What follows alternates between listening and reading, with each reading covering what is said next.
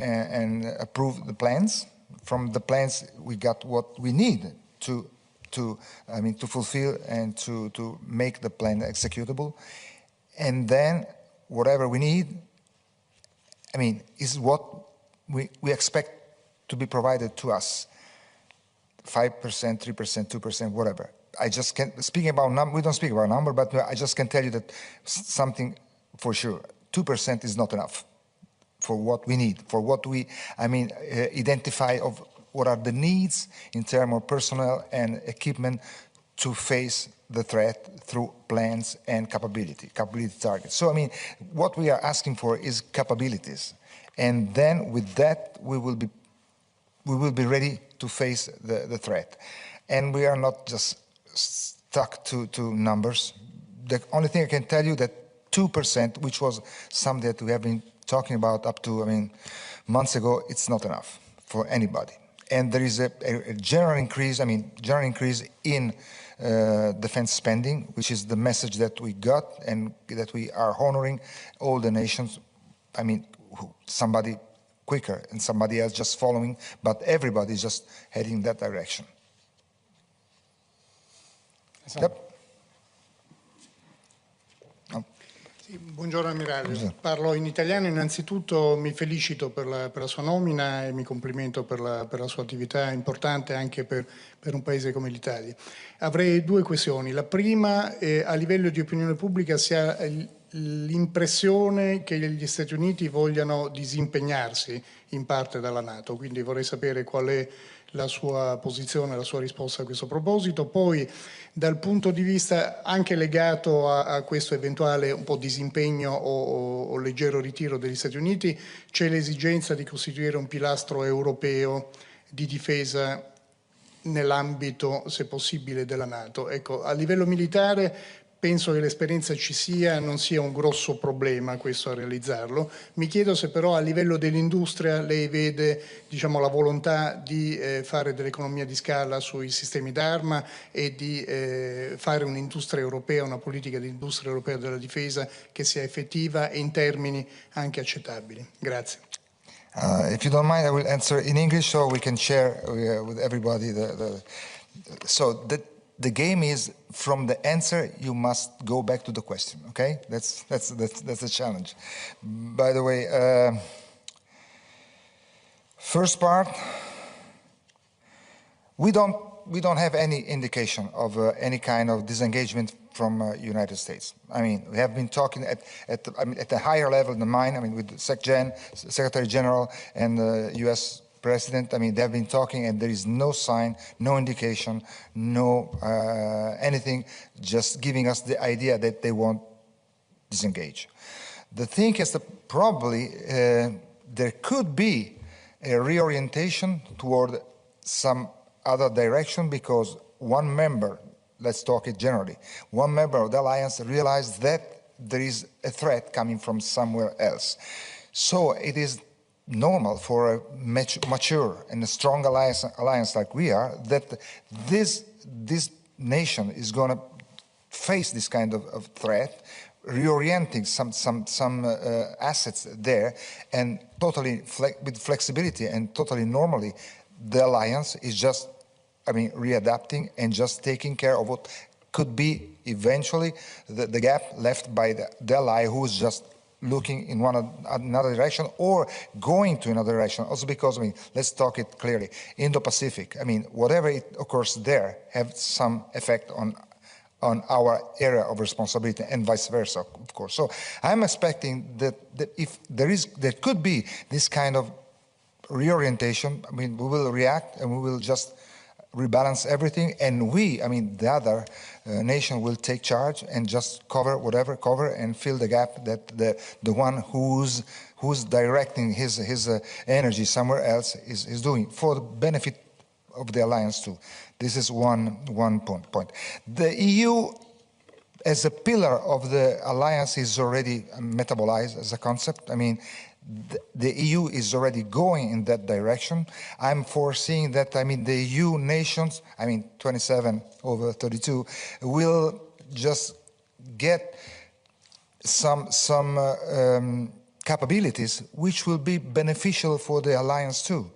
It was a kind of a single set of forces, you know. Also for the capabilities, it could be the same story. I mean, so I'm pretty positive that the European Union is heading in that direction. European Union got the, let's call it the cold shower or the wake-up call from the U.S. administration, so they react. I mean, quicker to get to the point quicker. We don't have to forget to already in 2025 they already had a RDC rapid deployment capability operative. So they are 500 soldiers ready to be redeployed wherever they want to, even out of area or responsibility of Europe. But I think that the process is running, and of course there has been an acceleration due to the Ukrainian war and to the request of our ally, I mean the transatlantic request to take more responsibility of their own European defense. So this is one. Industry. Up to now, I think this is the weak side. I mean the weak side of the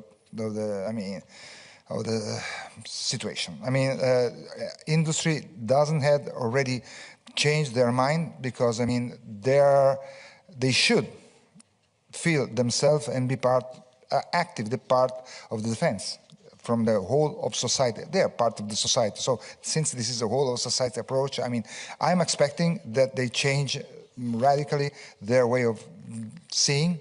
Sometimes we spoil them, we as military spoil them, we just accept something that probably it was not perfectly fit for our requirement in the past, and we need to change our attitude too.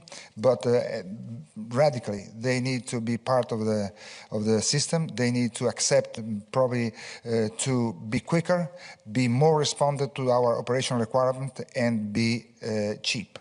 And these are the 3 points that from the military point of view we are looking for, and sometimes they are weak on this.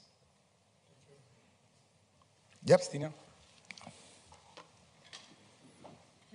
Cristina Giuliano, Asca News, sono italiana come lei, però gliela faccio in inglese anche se il mio inglese non è buono come il suo. I'm asking you to resume, and these were the first months for you at NATO. So how do you see the future of our alliance? I can answer just watching the tendency that I saw during my first 3 months, because I started on January. The alliance is strong, is getting stronger and stronger, because as you saw, I mean, the latest event, I'm speaking the war in Ukraine, just got ourselves even tighter if we need it. The answer to the threat has been unique. There has been no difference in how we do react to, for example, to the aggression of Russia to Ukraine, and probably this has been a gluing factor to get the cohesion at this level, which is really a really good one. And cohesion is the central gravity of the alliance, for example. So I mean, the 32 nation has been moving really totally tuned up, and I think that in the future, because we don't have to lower our guard, even if, thanks to God, someday there will be peace in that part of the world. We don't have to lower our attention and our guard, because I mean there will be a lot of things to do, and just our responsibility is not just for today, but it's for tomorrow, for the future generation. So we must be fit, ready, and we are working on that, and stay at that level, which means keep on working for the future. But I tell you what, the maturity and the strength and the will of the alliance is really strong. And I think that some way the war in Ukraine help us in getting to this, I mean, good mood. Yes, one more question. Yes, Antonio. We are tough. Okay, and the last Hi, one there. Yes. Admiral, it's me again. Hi. You mentioned the Arctic, and you mentioned space.